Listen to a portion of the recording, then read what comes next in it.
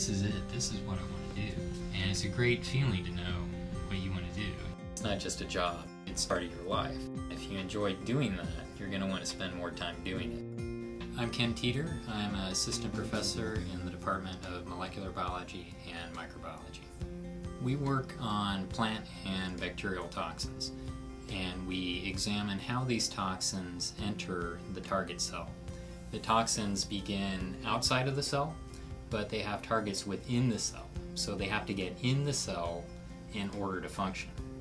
And so we look at that process. And if we can understand that process, then we can develop therapies to disrupt the process.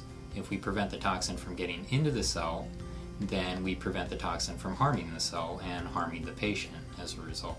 Well, one benefit of undergraduate researchers is they're productive. They generate data for the lab, and they help the projects in the lab move forward.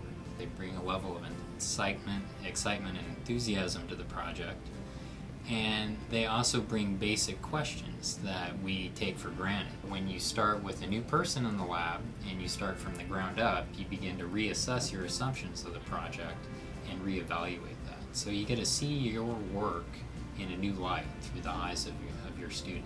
I'm Liz Haynes, and I'm a molecular biology and microbiology major at UCF.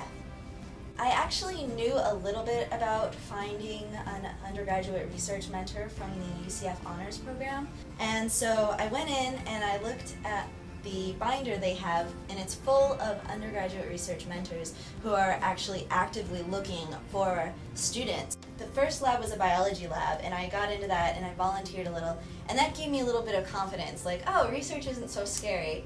And then I got a reply from Dr. Teeter, and Dr. Teeter had already found a project for me to work on, and I was so excited that I would have a project that would be solely my own, and plus it was in an area that interested me. Alright, my research is on immunotoxin. What immunotoxin is the combination of a lethal toxin along with an antibody.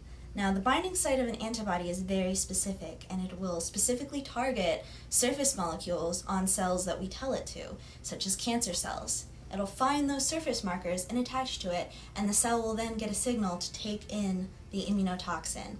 Now, the toxin is going to kill the cell, which is good. It's a cancer cell, we don't want it. But there can be some instances where that's bad.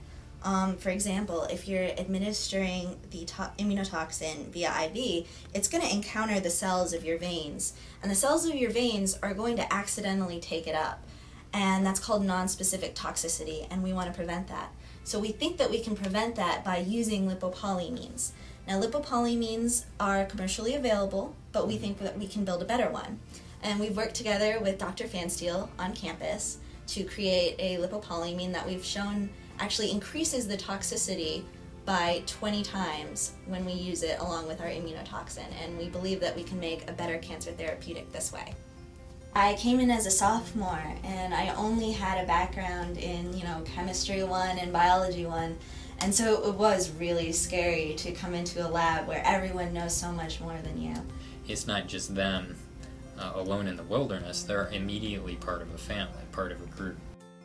The graduate students, the postdocs, the PIs, we spend so much time in the lab, we see more of each other than we see of our family. Research, like anything else, takes practice. You don't walk into a lab and belt out an experiment right away. It's just like anything else. It's like playing the guitar. You don't pick up a guitar and play Stairway to Heaven the first time you pick it up. You have to learn the chords, you have to practice, and you have to get good at it. It's the same thing with research. You come into a lab, and the new students are unskilled, they don't have the hands or the experience of bench work, but that's something that develops over time. It only takes maybe a month and a half to learn what you really need to know to do your experiments.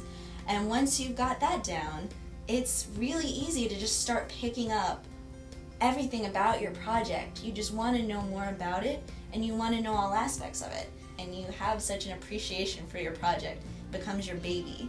She's working on the project independently, generating her own data, pursuing her own ideas related to the project.